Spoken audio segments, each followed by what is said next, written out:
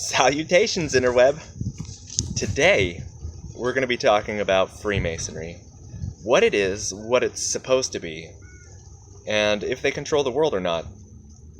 For those of you not in my immediate circle, my name is Benjamin Davis Woodbury, and I am a 32nd degree Freemason. I was a part of the Everett Valley Scottish Rite there in Washington State, and I was even published in the May-June 2015 issue of the Scottish Rite Journal. In that article, I expressed a desire to do classes for my Blue Lodge and for my Valley. Well, here I am. Except these videos I'm making now are extended to everyone, because people need to know everything I've been talking about, and what I will be talking about. It's 14 years worth of research, right? Now, depending on who you ask about Freemasonry, they'll probably say, Freemasonry is the oldest fraternity in the world, or it's an institution that makes good men better, or, my personal favorite, a system of morality, veiled in allegory, and illustrated through symbols. It is all of these things, but it's also more. It harkens back to the mystery schools of Egypt and the Orient, and further back into the mists of time immemorial. When you're first getting initiated into Freemasonry, in the preparatory lecture, you're told that Freemasonry consists of a course of moral and philosophical instruction, illustrated by hieroglyphics and taught, according to ancient usage, by types, emblems, and allegorical figures. Your gaining admission within these walls is emblematic of an event which every man must sooner or later experience, the transition from this to a better life. Now, there's 2 points that we need to touch on there. One, what is ancient usage, right? And ancient usage is the practice of when you get initiated into a mystery school, they give you superficial bullshit answers for all of their symbols and meanings, because if you happen to just step away and not continue on with the degrees or whatever, you're not walking away with all the secrets, right? And then the next point we're going to talk about is when they say your gaining admission within these walls is emblematic of an event which every man must sooner or later experience, the transition from this to a better life. And what that's supposed to mean is a transition from boyhood to manhood. All right? You know, once upon a time we were all tribal, and a boy would have to go out and perform some sort of rite of passage. He would go on his first hunt, get his first kill. He would do something that would make him be recognized as a man within the community. This does not happen in the West anymore, right? So what are we starting to see? Now we're starting to see less and less men. We're seeing man boys who just sit around playing video games all day long. Their women become like their mothers and end up taking care of everything. And this is why women are taking a more dominant role in society. We're not making men anymore. And this is one of the reasons why Freemasonry is for men only, right? Because, you know, a woman, you know, fundamentally, your job is to produce children, right? Like, that's it. But men, evolutionary, you have to go out on the hunt. You have to overcome some sort of fear. You can't just stay back in the tribe and twiddle your thumbs and sit around. You have to provide, and not everybody can do this, right? And so some people would die. Death in the rite of passage is a very real thing, right? But Freemasonry, the further you go away from the City of London, and like the fucking City of London is a whole other video in and of itself, right? But the further you go away from the City of London, where Freemasonry is really predominant, the more watered down Freemasonry becomes. Now, I was made a Mason in the state of Washington. Podunk backwater Freemasonry. They really don't know what they're doing. Really, they don't. It's lazy and it's apologetic, is what it is. And I'm gonna probably make some enemies out of my Freemason friends right now, but hopefully, you know, you just forgive a brother because he's trying to bend your attentive ear right now, right? Like, I'll explain, right? Remember I was talking about the rite of passage? Well, this concept has been lost on Freemasonry. They've taken away the chamber of reflection. Remember, it's important that the idea of death is impressed upon your mind. We can't go out and hunt and go on our first kills and perform these rites of passage. Some guys go through the military and they get really close to death, and maybe that's their transition. Or if you were approaching the craft back in the 16th and 17th century, we're not as desensitized. They weren't as desensitized as we are today, watching people get murdered and exposed to death on television and whatnot. So these real soft gentlemen, were going into the chamber of reflection, and they were seeing motifs of death. They were seeing skulls and crossbones and banners that said in Latin, "Memento mori," which means "remember you will die." And they would even have to write out their own will, very impressing upon the mind that, hey, you're going to die one day. And this is just lost on Freemasonry now. They don't have, very seldom do lodges have chambers of reflection. So young men approaching the craft today want that authentic experience. They want it to be real. They want it to feel real. They want it to feel ancient and extraordinary. But I've seen multiple candidates for every degree, sometimes 2 or 3 guys at a time, just because it's a chore for these Masons to be put in any effort or have to study their lines, for the candidates. And brothers, if you can't do a good degree, don't. Just don't. Especially initiation. It's the most important one of the 3, and you don't get to undo initiation. So some of these Masons, they just claim that they don't have the time. They're so stretched out Masonically with all these other things that they're doing that they don't have the time to study, right? Well, most of them probably just sit on their ass and watch their fucking football games for 4 hours a day, right? So lazy or disinterested that they can't accomplish a mission in a quarry that he was obligated to do at its altar. No one is holding each other to standards in the craft anymore, and I guess it's just like the rest of America. Nobody's being held to a standard, walking into the store in your pajamas, right? And this is one of the reasons why Freemasonry is failing today.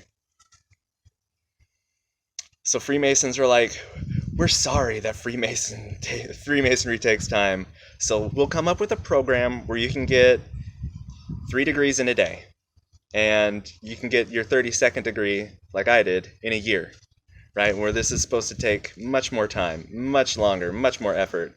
And they'll say, I'm sorry that you have to instruct yourself and read about our hidden meanings of our symbols, so I'm not going to tell you there are any secrets in Freemasonry. You believe that crap on the History Channel? Now I don't have to study, and then I don't have to teach you. You see? Freemasonry, at least where I'm from in Washington, is like $50 to $60 a year. That's like 15 cents a day. Less than a cup of coffee, mocha frappuccino weird. I think, personally, Freemasonry is worth at least $1 a day, right? $365 a year. And your $50 Mason meetings really show with the pancake breakfast and your paper plate chili mac dinners, right? So why are you showing someone who's coming to the craft, who's educated, who's researched Freemasonry? Maybe they have someone in their family, their grandfather was a Mason, and they're looking into it, and they're looking for that ancient traditional experience, and you tell them that it'll cost them nothing, that it'll take no time, and there will be no effort. In what other part of life have you ever done anything that was worth anything that took no effort? And a lot of the fear that stems from asking so much money from Masons isn't that they'll leave the craft, because I believe that if you did charge $365 a year to be a Mason, you would pay, right? But the fear is, if you're charging for it, if you're charging that much, you're going to have to do something with it. You have to do something with that money. And that could be solved, in every degree, the candidate should get something. And with $300 dues, you could get him a real heavy lambskin with silk ties. And if it's a little battered when they lay him to rest after his Masonic journey is over, well, at least it was an honest symbol of his journey. And don't be lazy. Make the entered apprentice sit in the northeast corner of the lodge. How much more powerful would it be when, upon achieving the fellowcraft degree, that brother receives a pair of gloves? Well, that makes sense because, he's working in the quarry now and he's sitting with the brethren, right? And if there were other entered apprentice Masons looking at that from the northeast corner of the lodge and seeing, would that inspire much more of a desire? Like, man, I want to prove up too, and I want to go sit over there with the brethren and get a pair of gloves, right? And Master Masons should be getting a Masonic Bible. I never got one, right? They should be getting a Masonic Bible, hand-bound, in black lambskin, with the lodge's seal and your name etched in gold, right? Something. With deacon rods, hand-carved. Every groove has some sort of numerical or Masonic significance, not shoddy-looking broom handles, right? And this all could be achieved with $300 dues. Now, I had one of the worst Masonic experiences, probably, and it's one of the reasons why I'm not affiliated with any lodge right now. That, and also, I don't need a lodge to be a Freemason, right? Where are you first prepared to be a Mason?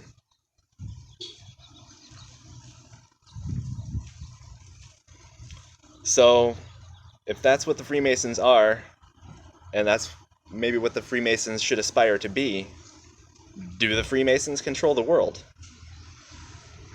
Well, with their own admittance of their incompetence, they will tell you, no. We can't even organize guys to run a pancake breakfast. How could we take over the world? And they're so right. They're so right. They're so spot on. So, who controls them? The Catholic Church. Like America now, today, the Freemasons were infiltrated by the Jesuits, agents of the Catholic Church. Never forget the anti-Masonic movement in the 1830s, just, 50 years after we declared independence. The Catholic Church was working overtime to try and get this nation, who is the first nation in the history of the West that declared independence under their 1,000-year rule. Right? And the Pope banned Catholic men from becoming Freemasons in 1738. That's when he issued the papal bull. During the Age of Enlightenment, when people were starting to, peer up at the sky with their telescopes and realize that, hey, the Earth isn't the center of the universe, and these guys with their books, they're wrong. But nobody could come out and say that because the Catholic Church would banhammer you. That's why Freemasonry doesn't claim it's a religion. They say they're a system of morality. Think of Albert Pike's book, Morals and Dogma, trying to separate morals away from religious dogma. This institution isn't supposed to be religious. It's one of the reasons why when we pray, we say, so mote it be, instead of amen. Right? The Catholic Church was really gunning hard to get them back under America, back under the sway of the crown and the cross. And so if you don't think, brothers, if you don't think that the crown and the cross have infiltrated Freemasonry, then why was the York Rite established in 1873? The Royals, more Christianized version of Freemasonry, right? Why were the Knights of Columbus established in 1882? The Knights of Columbus are the Catholic Church's version of Freemasonry, and I went over this in my Catholic Church video, how they own everybody, right? Like, America was incorporated in 1871, right? And now all of a sudden, in 1873, the York Rites being formed, and then in 1882, just a few short years later, the Catholics formed their own version of Freemasonry, the Knights of Columbus. Who discovered America? Christopher Columbus, the District of Columbia. Now we got the Knights of Columbus, the Columbia Broadcasting System. I mean, come on. If Freemasonry isn't at all affiliated with the Royals or the Catholic Church, then why is the Grand Master of the United Grand Lodge of England, Prince Edward, the Duke of Kent, who's been the Grand Master of all the Freemasons in the world for the last 50 years? Okay? Who is donating $2 million a day? If we can't even pay a dollar a day to be a Mason, who's donating $2 million a day? That's $730 million a year to St. Jude's Children's Research Hospital. St. Jude is Catholic. Why is the symbol for the Scottish Rite? Why is the symbol for the Scottish Rite the double-headed eagle? That's the symbol for the Holy Roman Empire, and it's got a fancy little crown on top of it. All right? Why is the symbol for the Scottish Rite the Holy Roman Empire symbol? The double-headed eagle, right? Why do the Scottish Rite Freemasons talk about the see in Charleston, in Virginia, in their rhetoric, when a see is the seat of a bishop? Right? It's all painfully there to see with the eyes that can. But talking with some Masons I know who've been in it for like 20 years, their own personal bias clouds their vision. They just don't want to either think on it too hard or admit it to themselves. But that's what's going on. Freemasonry, just like America, was conceived by good men wanting to achieve higher ideals. But just like America, Freemasonry was infiltrated, and those lofty goals have been subverted. And that's why everything is the way it is today.